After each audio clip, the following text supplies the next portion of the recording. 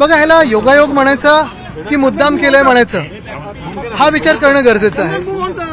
ह्याच्या मागे कोण कोण आहे, काय काय, मला वाटतं सगळं ह्याच्यात लोकांना माहिती आहे. पण एक गोष्ट निश्चित आहे, ज्या प्रकारे महाराष्ट्राला अस्वस्थ ठेवलं जातं, ज्या प्रकारे महाराष्ट्रात जातीय आणि धार्मिक दंगली निर्माण केल्या जात आहेत, एवढं भाजपचं राज्य बसून देखील मुख्य प्रश्न हाच येतो की यांना शासन प्रशासन चालवता येतं की नाही, हा एक विषय येतोच.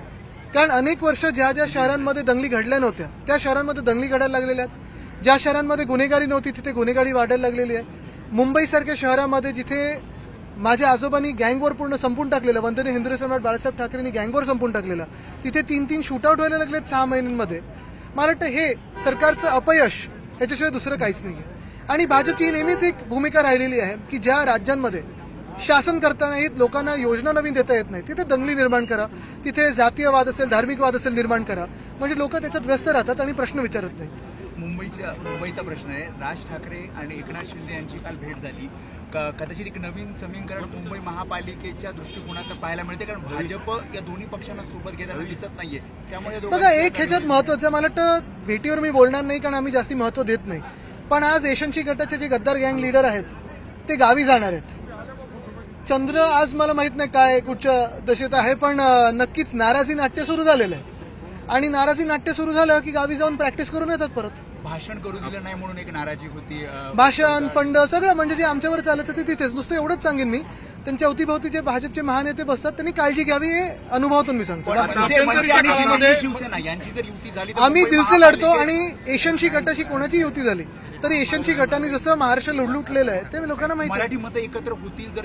बघा, मराठी मतं म्हणजे ज्यांनी, ज्या भाजपाने महाराष्ट्रातून गुजरातला सगळे उद्योग नेले, बिनशर्त पाठिंबा दिला, ही स्वाभिमानी मराठी जनता असेल किंवा स्थानिक जे कुठची भाषा बोलणारी जनता असेल, अनेक वर्ष जे महाराष्ट्रात राहतात, मराठी मुंबई राहतात, ते कोणी भाजप किंवा त्यांच्या कुठच्याही ए टीम, बी टीम, सी टीमला मतदान करणार नाही. मध्यंतरीच्या काळामध्ये एकनाथ शिंदे यांच्या पक्षामध्ये जाण्यासाठी अनेकांचा कल वाढलेला होता. मात्र एकूणच जर बघितलं तर आता कळ वाढली त्यांची.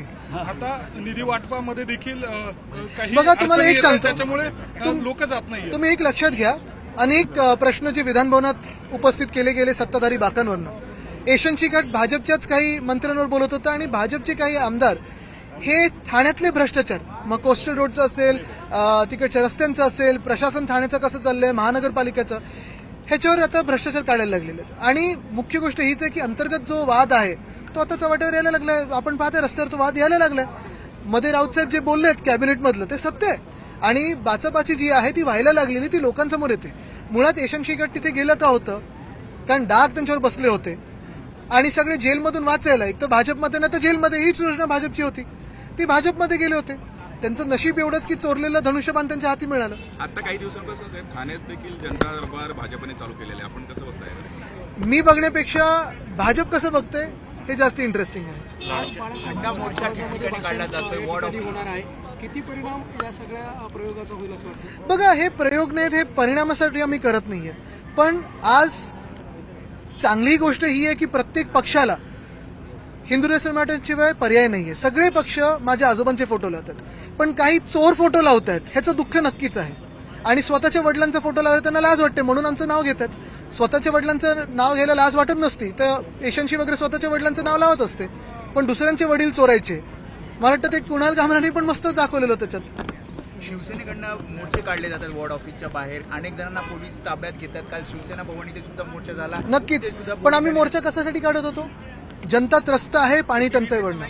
टँकरचा संप हा काल एका भाजपच्या आमदार पटेल यांनी सोडला असं सांगतात, पण माझा तर डाऊट हाच आहे की त्याच आमदारांनी किंवा भाजपाने हनुमान जयंती असेल, महावीर जयंती असेल, आंबेडकर जयंती असेल, ह्याच्यात मुंबईकर त्रस्त व्हावे म्हणून हा संप अजून 2 दिवस खेचायला लावला. दुसरी गोष्ट म्हणजे पाणी मुंबईत दूषित येतच आहे, दाब कमी आहे. झोपडपट्टीला वाटतं की हायराईज बिल्डिंग पाणी खेचते, हायराईज बिल्डिंगला वाटतं चाळ सोसायटी पाणी खेचते. अंतर्गत वाद निर्माण झालेले आहेत आणि म्हणून आम्ही ठिकठिकाणी हंडा मोर्चा काढत आहोत. या मोर्चाची भीती एवढी आहे, तुम्ही विचार करा, भाजपाकडून पोलिसांना आमच्यावर सोडलं जात आहे. वरळीत तर आज मोर्चा आहे तर आज आधीच नोटीस दिले गेलेत. काल पोलिसांनी अनेक अटके केल्या आणि एका बाजूला तुम्ही पाहताय लोकांवर अत्याचार वाढत चाललेत आणि हे जुलमी सरकार, मोगलांचं हे भाजप सरकार, हे आमच्यावर अत्याचार करत चालले, पण आम्ही तर लढा देणार. देश विदेशातील प्रत्येक घडामोडींचे लाईव्ह अपडेट मिळवण्यासाठी आता साम टीव्हीच्या सर्व सोशल मीडिया प्लॅटफॉर्मला लाईक, फॉलो आणि सबस्क्राईब करा. तसंच सर्व नोटिफिकेशनसाठी बेल आयकॉन प्रेस करायला विसरू नका.